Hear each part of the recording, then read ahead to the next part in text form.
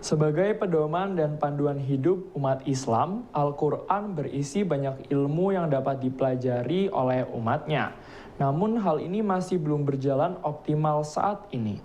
Untuk itu belajar Al-Quran jadi penting yang dimulai dari kemampuan membaca Al-Quran sejak dini.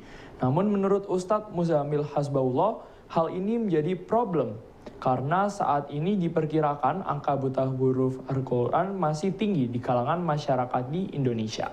Problem ini yang menurutnya harus dapat diterobos agar umat Islam mampu memahami Al-Quran dengan baik.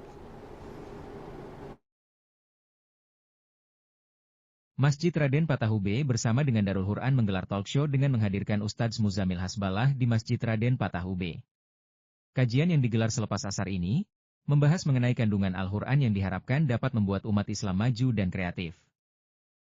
Dalam keterangannya, Ustadz Muzamil Hasbalah mengatakan bahwa saat ini terdapat problem dalam mengkaji Al-Quran, karena angka buta huruf Al-Quran masih cukup tinggi.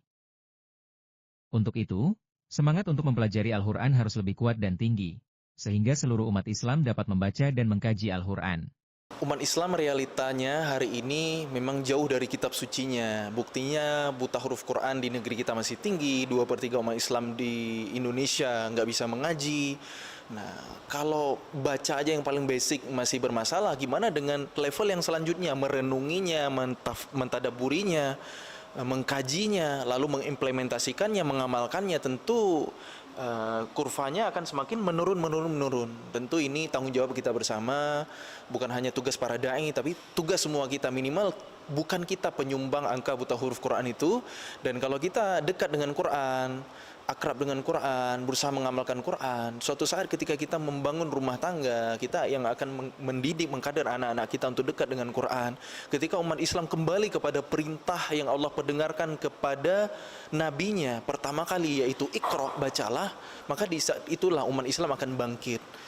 Disitulah umat Islam akan kembali menghasilkan karya-karya yang kreatif, yang bermanfaat untuk peradaban, seperti yang pernah terjadi di masa keemasan peradaban Islam dulu, di masa Daulah Abbasiyah, di mana ilmu pengetahuan itu memang pusatnya itu ada di peradaban Islam, di mana inovasi-inovasi, temuan-temuan, inventor-inventor itu banyak sekali dari peradaban Islam. Sebut saja ada Al-Khwarizmi dengan karya Al-Jabarnya, Al-Jabru wal Muqabalahnya.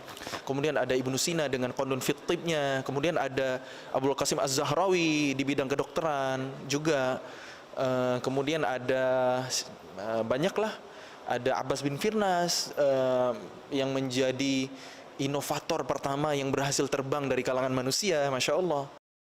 Melalui kajian ini, diharapkan umat Islam dapat menjadi umat yang maju dan berkembang, dengan ilmu pengetahuan yang berbasis pada nilai Al-Quran. Muzamil berharap, mahasiswa di kampus UB mampu menjadi pelopor dalam hal tersebut.